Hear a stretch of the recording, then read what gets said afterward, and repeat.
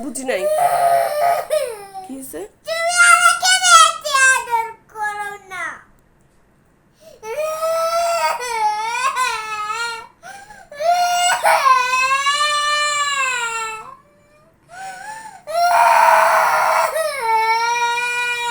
আমাকে আদর কই বেশি।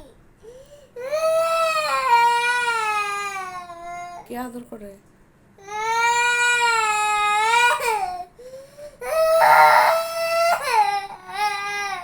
কেউ না।